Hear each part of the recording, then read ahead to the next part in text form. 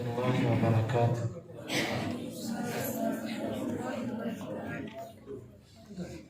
سورہ یوسف آیت نمبر 105.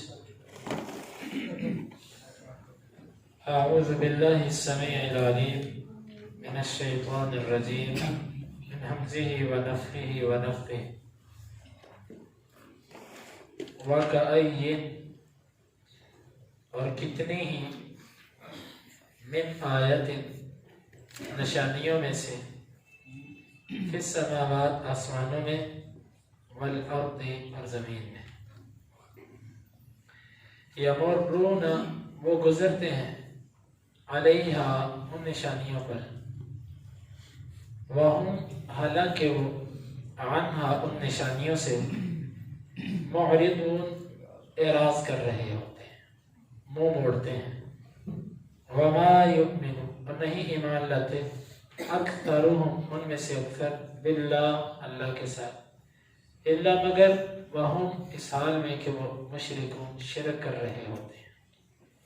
افامنوا کیا بس وہ بے خوف ہو گئے ہیں ان تأتیہم کہ ان کے پاس آئے غاشیۃ کوئی ڈھانپ لینے والی من عذاب اللہ اللہ کے عذاب سے او تأتیہم یا ان کے پاس آئے الساعہ قیامت بغتہ اچانک وہم اس حال میں کہ وہ لا یشعرون شعور بھی نہ رکھتے ہیں. قل آپ کہہ دیجئے ہذہ یہی سبیلی میرا رستہ ہے ادعو میں بلاتا ہوں الی اللہ اللہ کی طرف علی بصیرت بصیرت پر انا میں ومن وہ اتبعنی جس نے میری پیروی کی وسبحان اللہ اور پاک ہے اللہ وما اور نہیں ہوں انا میں من المشرکین مشرکوں میں سے. وَكَأَيٍّ مِّنْ آیَةٍ فِي السَّمَاوَاتِ وَالْأَرْضِ اور کتنی ہی نشانیاں ہیں آسمانوں اور زمین میں یمرون علیہا وہم عنہا معرضون وہ ان نشانیوں پر سے گزرتے ہیں اس حال میں کہ وہ ان سے منہ پھیر رہے ہوتے ہیں. وما یؤمن اکثرهم باللہ الا وہم مشرکون اور نہیں ایمان لاتے اللہ پر اکثر مگر اس حال میں کہ وہ اس کے ساتھ شرک بھی کر رہے ہوتے ہیں. افامنوا ان تأتیہم غاشیۃ من عذاب اللہ کیا بس وہ بے خوف ہو گئے ہیں کہ ان کے پاس کوئی اللہ کے عذاب میں سے ڈھانپنے والی آ جائے او تأتیہم الساعۃ بغتۃ وہم لا یشعرون یا ان کے پاس قیامت ہی اچانک آ جائے اور ان کو شعور بھی نہ ہو. قل هذه سبیلی ادعو الی اللہ آپ کہہ دیجئے یہ میرا رستہ ہے میں اللہ کی طرف بلاتا ہوں علی بصیرت بصیرت پر انا ومن اتبعنی میں اور وہ جنہوں نے میری پیروی کی وسبحان اللہ وما انا من المشرکین اور اللہ پاک ہے اور میں مشرکوں میں سے نہیں. اللہ تعالیٰ نے فرمایا کہ زمین اور آسمان کے اندر اتنی نشانیاں ہیں لیکن یہ مشرک اور یہ کافر لوگ ان نشانیوں سے منہ موڑتے ہوئے گزر جاتے ہیں. زمین اور آسمان کے اندر نشانیاں کیا ہیں؟ اتنے بڑے سمندر، اتنے بڑے دریا، اتنے مضبوط پہاڑ اور زمین کے اندر جو جواہرات اور زمین سے پھر پھلوں کا نکلنا اور پھر آسمان کے اندر سورج چاند ستارے اور یہ بے شمار چیزیں.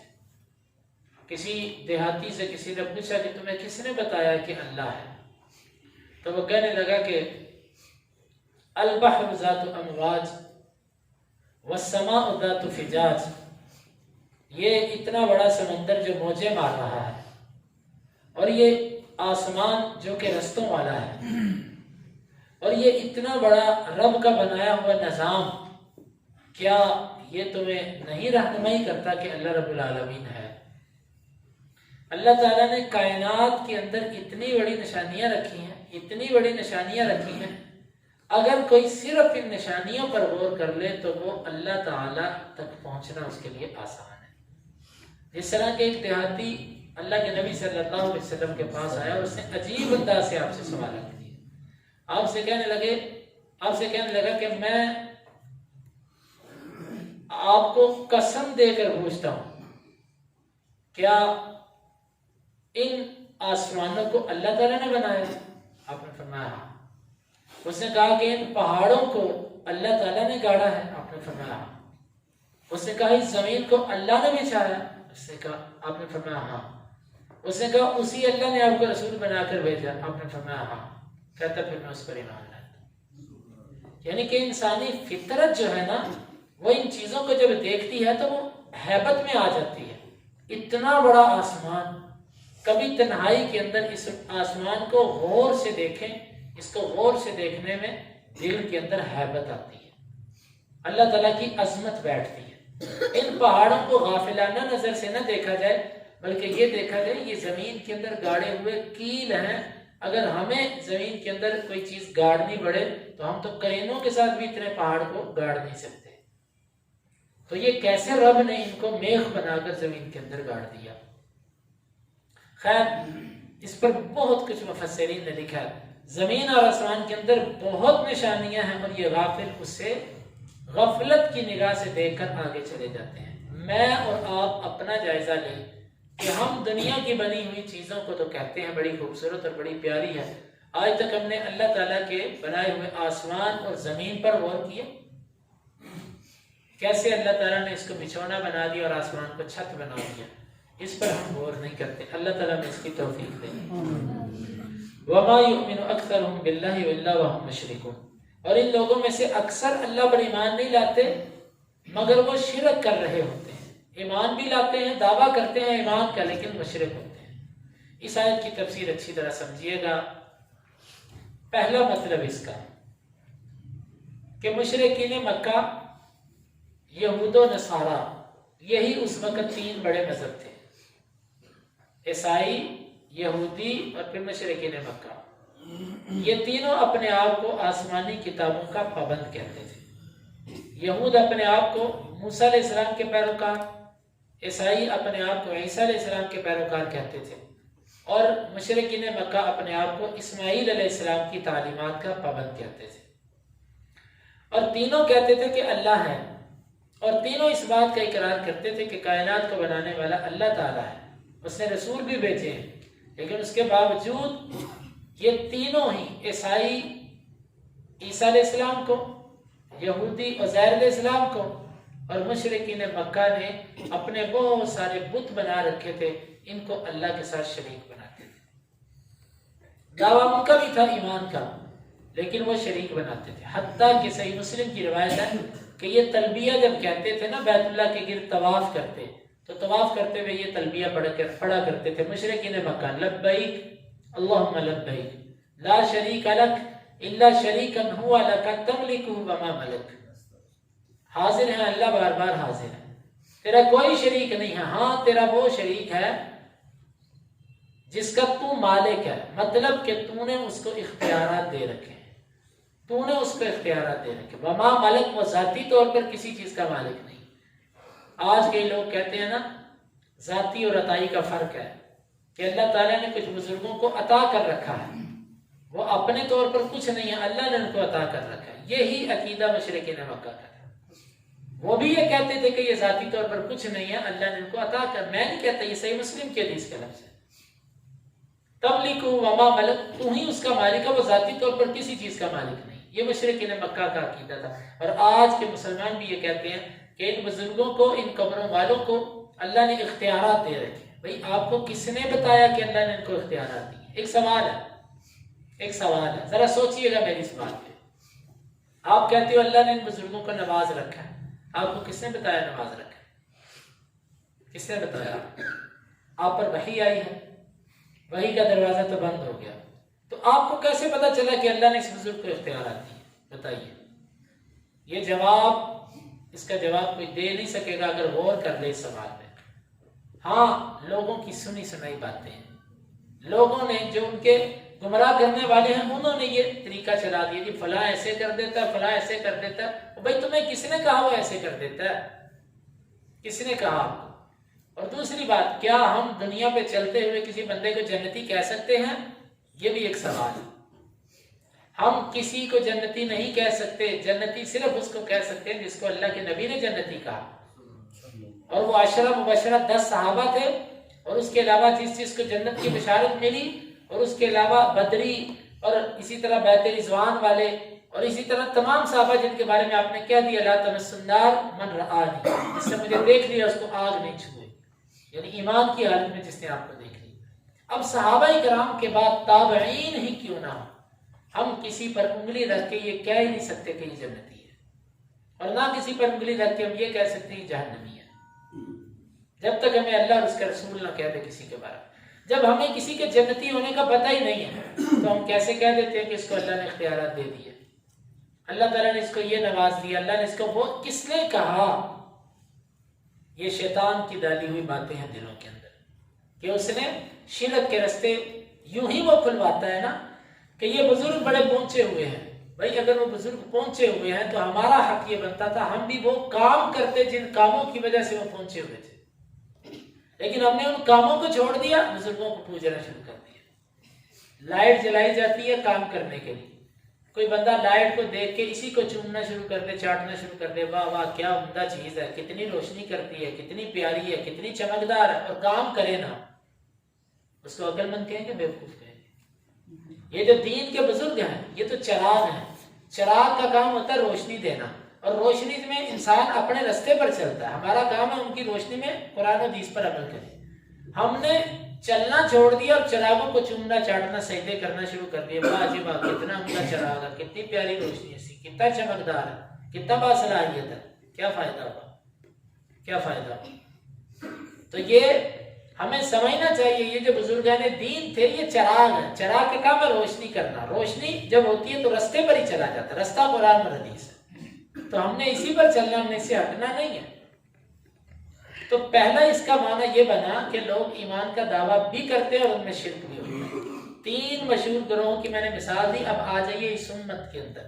اس امت کے اندر جب کوئی بندہ یہ کہتا ہے کہ فلاں داتا ہے، فلاں غوث ہے مدد کرتا ہے، فلاں جو ہے وہ غریب نواز ہے، فلاں جو، اب یہ ساری باتیں کس نے کہیں آپ کو؟ کس نے کہیں؟ اللہ نے کہیں کہ اس کے رسول نے؟ کسی نے بھی نہیں کہی۔ یہ نام کس نے رکھے؟ لوگوں نے رکھے۔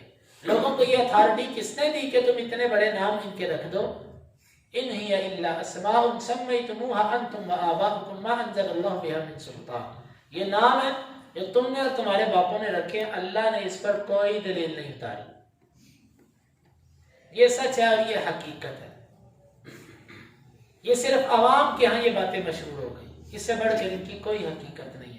آج کتنے مسلمانوں کو لے لیجیے وہ شرک کے اندر میں مبتلا ہے، اور شرک صرف سجدہ کرنے کو نہیں کہتے، نظر و نیاز، کئی لوگ کہتے ہیں کہ ہم دربار پر جا کر دیگ اللہ کے نام پہ بانٹتے ہیں۔ بھئی ایک سوال پیدا ہوتا ہے کہ آپ نے اللہ کے نام پر بانٹنا تھا تو کیا یہاں پر اللہ کے نام پر نہیں بانٹی جا سکتی؟ آپ نے دربار کا انتخاب کیوں کیا؟ یہ اللہ کے نام پہ نہیں، اصل وجہ کچھ اور ہے۔ مسند احمد کے اندر، ابو داود کے اندر صحیح حدیث ہے کہ ایک صحابی نے کہا اللہ کے رسول میں نے نظر مانی ہے کہ بابانہ مقام پر اونٹ ذبح کروں۔ آپ نے فرمایا کہ اس مقام پر دور جاہلیت میں کوئی میلہ تو نہیں لگتا تھا، یا ان کی عیدوں میں سے کوئی عید تو نہیں تھی؟ اس سے کہا نہیں۔ آپ نے فرمایا پھر اپنی نظر پوری کرو۔ اب صحابی اس کے بارے میں تو شرک کا گمان بھی نہیں کیا جا سکتا، صحابی نے اللہ کے نام پہ ذبح کرنا تھا۔ آپ نے پھر بھی پوچھا کہ وہاں پر دور جاہلیت میں کوئی میلہ تو نہیں لگتا تھا؟ موجودہ میلہ تو دور کی بات ہے، لگتا تو نہیں تھا؟ نہیں۔ کیوں؟ کہ دیکھنے والے کو یہ شبہ نہ پڑے کہ یہ وہ پرانی رسم تازہ کر رہا ہے۔ جب اللہ کے نبی صلی اللہ علیہ وسلم نے ختم ہوئے معاملات پر بھی جانور جا کر ذبح کرنے کی اجازت نہیں دی، تو قبروں پر لے جا کر اللہ کے نام پر بانٹنے کا تصور کہاں پر رہ جاتا ہے؟ پھر کیا یہ سلف کا طریقہ رہا ہے؟ کیا کسی صحابی نے نبی صلی اللہ علیہ وسلم کی قبر مبارک پر آ کر کوئی چیز بانٹی؟ بھائیو اس قرآن پہ غور کر لو، جو سلف کا طریقہ ہے نا اس پہ غور کر لو، اور یہ ہمارے جو علاقے کے اندر خاندانی اور علاقائی جو چلے ہوئے رواج ہے نا ان سے تھوڑا سا ہٹ کے سوچیں۔ قرآن آپ کو خود رستہ دے گا کہ اصل رستہ کیا ہے۔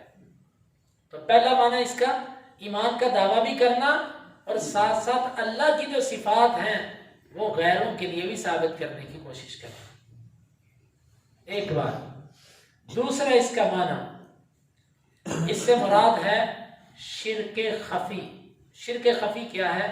ریاکاری. اللہ تعالیٰ نے فرمایا کہ وَمَا يُؤْمِنُ أَكْثَرُهُم بِاللَّهِ إِلَّا وَهُمْ مُشْرِكُونَ. اکثر لوگ ایمان کا دعویٰ بھی کرتے ہیں، اللہ کے ساتھ شرک بھی کر رہے ہوتے ہیں. مطلب غیروں کو دکھانے کے لیے عمل کر رہے ہوتے ہیں. نماز پڑھی، کوئی دیکھ رہا ہے تو تھوڑی سی لمبی کر دی. لوگوں کے مجلس میں بیٹھے نیکی، پارسائی، زہد کی باتیں کرنا شروع کر دی. اور جب تنہائی اور خلوت میں ہوئے تو پھر انہیں خرابیوں کے اندر مبتلا ہوئے. لوگوں کے سامنے خیرات کرنے کے لیے بڑے بڑے نوٹ اور دکھاوا ہر کام کے اندر. حج بھی کیا تو بھائی بڑا سارا الحاج، اور لوگوں کو بتایا کہ میں حج کر کے آیا ہوں. اسٹیٹس لگا دیے، لوگوں کو بتانا شروع کر دیا. یعنی کہ یہ ریاکاری لوگوں کو دکھانے کے لیے، لوگوں کو خوش کرنے کے لیے، اور اس غرض سے کہ میری شہرت ہو جائے. بعض لوگوں کے ماتھے پر محراب ہوتا ہے، جان بوجھ کے محراب بنایا جاتا ہے کہ لوگوں کو پتہ چلے میں بڑا نمازی ہوں. ہاتھوں کے اندر تسبیحیں پکڑ کے ایسے تسبیح کے من کے پھینکتے جانا، یہ بتانے کے لیے کہ میں تسبیح کا بڑا پابند ہوں. بھائیو، ریاکاری. ریاکاری ایک تفصیل ہے. نبی صلی اللہ علیہ وسلم نے فرمایا کہ میں تم سے سب سے زیادہ جس چیز پر ڈرتا ہوں وہ شرک اصغر ہے، وہ ریاکاری. ریاکاری اتنی خطرناک چیز ہے. آپ صلی اللہ علیہ وسلم نے فرمایا کہ یہ دل کے اندر ایسے چلتی ہے جیسے چیونٹی کی چال کی کبھی کسی کو آواز نہیں آئی. اور ریاکاری جب دل کے اندر داخل ہوتی ہے تو جس کے دل میں داخل ہوتی ہے اس کو جلدی پتہ بھی نہیں چلتا. اور یہ ریاکاری بعض دفعہ مخصوص لباس کے ساتھ ہوتی ہے کہ جی میں صرف اس طرح کا لباس پہنوں، اس سے ہٹ کے میں لباس نہیں پہنتا. بعض دفعہ مخصوص قسم کے کھانے میں ہوتی ہے، جی میں گوشت کھانا میں نے چھوڑ دیا ہے. کیوں؟ میں بس کمزور سی خوراکیں کھاؤں گا، میں اتنی طاقتور خوراکیں نہیں کھاتا. اللہ کے نبی صلی اللہ علیہ وسلم کو گوشت پسند بھی تھا، آپ کھاتے بھی رہے. بعض دفعہ یہ کھانے میں ہوتی ہے ریاکاری، بعض دفعہ لباس میں ہوتی ہے، اور بعض دفعہ صدقہ کرنے میں ہوتی ہے، بعض دفعہ عبادت کے اندر ہوتی ہے، اور بعض دفعہ جہاد کے اندر ہوتی ہے، بعض دفعہ علم کے اندر ہوتی ہے، اور بعض دفعہ قرات کے اندر ہوتی ہے. اس کی قسمیں ہیں، قسمیں. کوئی ایک چیز تھوڑی ہے ریاکاری.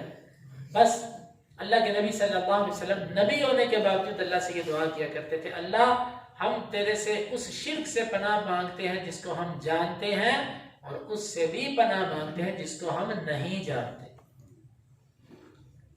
اور اسی لیے آپ کی دعاؤں میں یہ بھی آتا ہے اللہم طہر قلبی من النفاق، اللہ ہمارے دلوں کو نفاق سے پاک کر. یہ کون کہہ رہا ہے؟ یہ وہ ہستی کہہ رہی ہے کہ جس کا دل پہلے ہی پاک تھا. وہ عظیم ہستی کہہ رہی ہے، ہمیں سکھانے کے لیے کہہ رہی ہے کہ جن کے دل پاک تھے وہ یہ دعائیں کرتے تھے.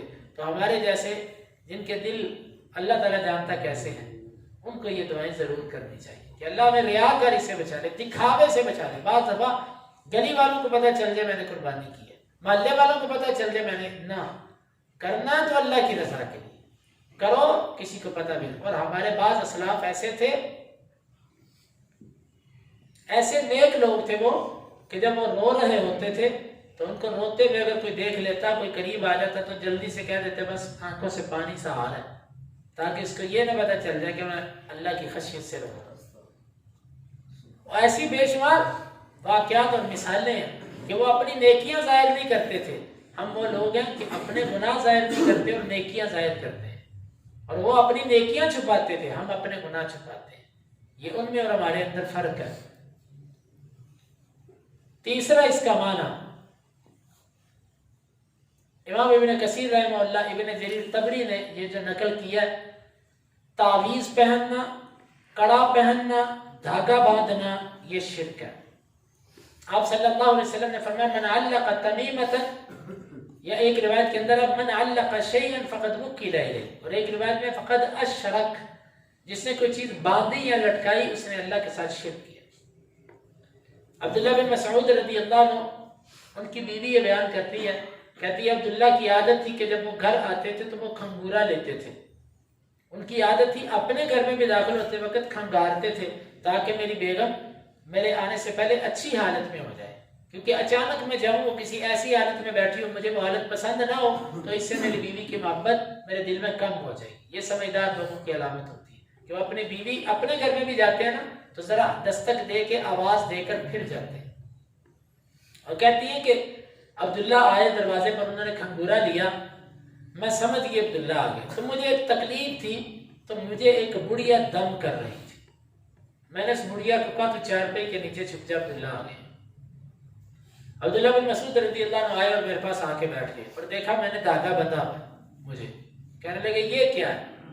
میں نے کہا مجھے تکلیف تھی تو میں نے باندھا۔ انہوں نے فوری طور پہ کاٹ دیا اور انہوں نے کہا عبداللہ کے گھر کے اندر یہ چیزیں نہیں آئیں گی۔ وہ کہنے لگی میں نے، اور ساتھ حدیث سنائی کہ اللہ کے نبی نے فرمایا جس نے کوئی من کا تعویذ کوئی دھاگا لٹکایا اس نے شرک کیا۔ وہ کہنے لگی کہ میری آنکھ دکھتی تھی، آنکھ کے اندر حرکت، جس طرح آنکھ پھڑکتی ہے نا بعض دفعہ حرکت کرنے لگتی ہے، تو میں فلاں یہودی سے جا کے دم کرواتی تھی تو میری آنکھ ٹھیک ہو جاتی تھی، اور جب نہیں جاتی تھی کبھی تو پھر وہ تکلیف شروع ہو جاتی تھی۔ عبداللہ بن مسعود رضی اللہ عنہ نے کہا اس کو غور سے سنیے گا۔ وہ کہنے لگے یہ شیطان تھا جو تیری آنکھ کو حرکت دیتا تھا اور تجھے کہتا تھا یہودی کے پاس چل، جب تو اس کے پاس چلی جاتی تھی تو وہ پیچھے ہٹ جاتا تو تجھے تکلیف نہیں دیتا تھا، اور جب تو نہیں جاتی تھی وہ پھر تجھے تکلیف دیتا تھا تاکہ تیرا عقیدہ خراب کرے اور تجھے یہودی کا مرید بنائے۔ آج کتنے ایسے پیر اور آستانے اور دربار ہیں کہ جنہوں نے اپنے جنات چھوڑے ہوئے جو لوگوں کو چمٹ جاتے ہیں، اور جب وہ ان پیروں کے پاس جاتے ہیں جن کے وہ جن ہوتے ہیں، وہ ان کو اشارہ دیتا وہ پیچھے ہٹ جاتے ہیں، مریض کہتا ہے میں بالکل ٹھیک ہوں، اور اگر وہ اس کے ہاتھ پہ بیعت ہو جائے، اس کو نذرانے اور عقیدت پہنچانا شروع کر دے، ماہانہ سالانہ، وہ کہتے ہیں جی میں ٹھیک جا رہا ہوں، اور اگر وہ نہ ہو جن پھر تھوڑی دیر بعد حملہ کر دے گا۔ یہی چیز ہے، لوگ کہتے ہیں میں فلاں دربار پہ گیا، ایک پھونک ماری بابا جی نے میں ٹھیک ہو گیا۔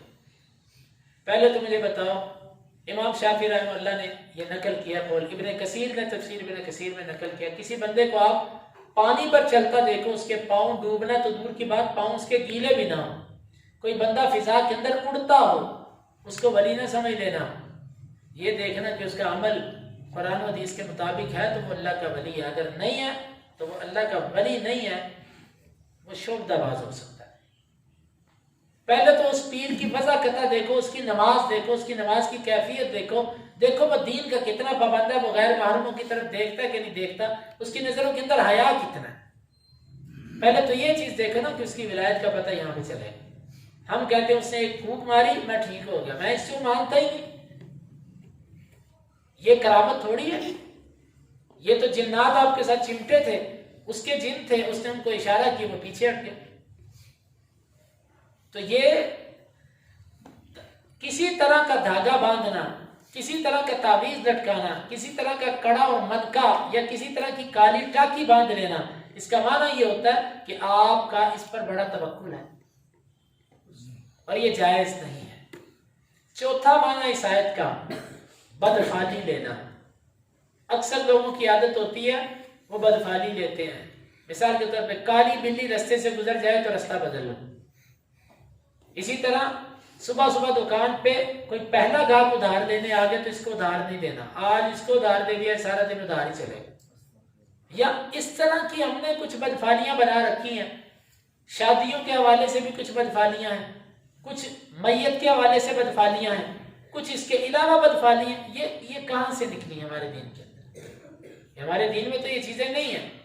وَمَا يُؤْمِنُ أَكْثَرُهُمْ بِاللَّهِ إِلَّا وَهُمْ مُشْرِكُونَ، اکثر لوگ اللہ پر ایمان نہیں لاتے، دعویٰ وہ کرتے ہیں مگر اللہ کے ساتھ وہ شرک کر رہے ہوتے ہیں۔ بلکہ یہاں تک بعض لوگوں نے کہا جی امت تو شرک کر ہی نہیں سکتی، بعض لوگ کہتے ہیں امت شرک نہیں کر سکتی، کیوں؟ بخاری کے اندر حدیث ہے، اللہ کے نبی نے فرمایا کہ میں تم سے شرک کی وجہ سے نہیں ڈرتا۔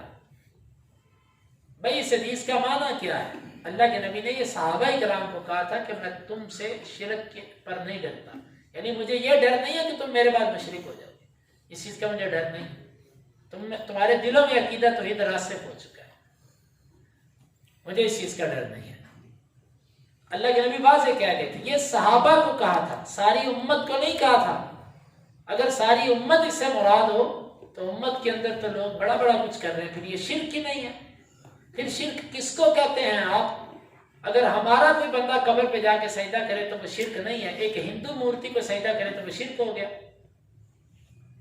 آج سے 10 سال پہلے مجھے سندھ جانے کا اتفاق ہوا، دوست کے ساتھ گیا، ان کے علاقے میں بہت مندر تھے، میں ان مندروں کے اندر گیا اس کے ساتھ، میں نے ان پر لکھے ہوئے اشعار پڑھے، واللہ العظیم واللہ العظیم، ان اشعار وہی اشعار جو ہمارے درباروں پہ لکھے ہوتے ہیں، وہی اشعار انہوں نے اپنے مندروں کے اندر اپنے گروؤں اور ان کے بارے میں لکھے ہوئے تھے۔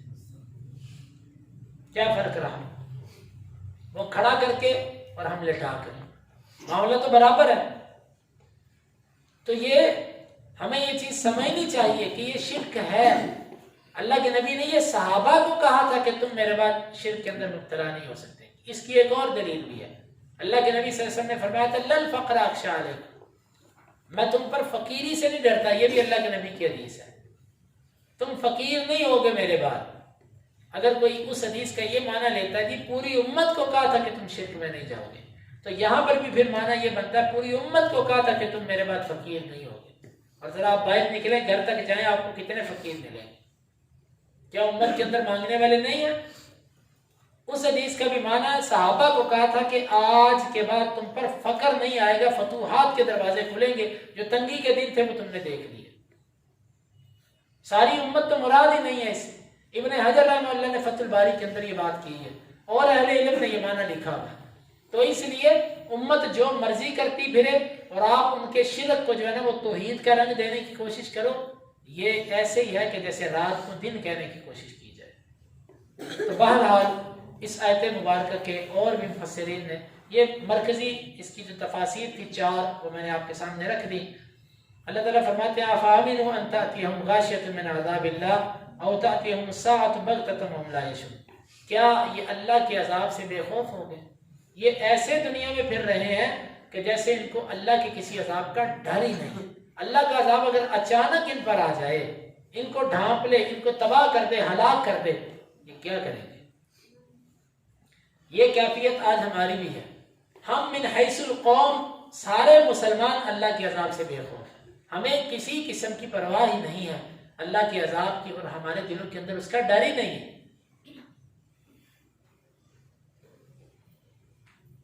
قل هذه سبيلي ادعو الى الله على بصيرة انا ومن اتبعني وسبحان الله وما انا من المشركين۔ آپ ان سے کہہ دو یہ میرا رستہ ہے، یہ جس کی طرف میں تمہیں بلاتا ہوں نا قرآن اور حدیث والا، یہ میرا رستہ ہے۔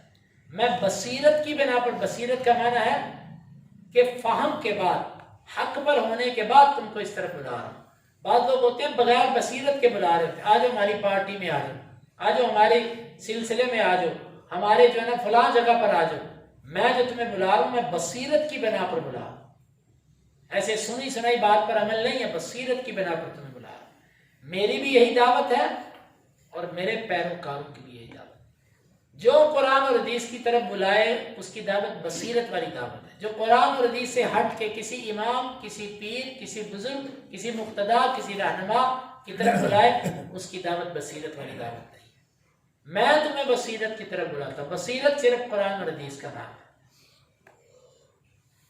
وسبحان اللہ وما انا من المشرکین، اور اللہ پاک ہے اور میں شرک کرنے والوں میں سے نہیں ہوں۔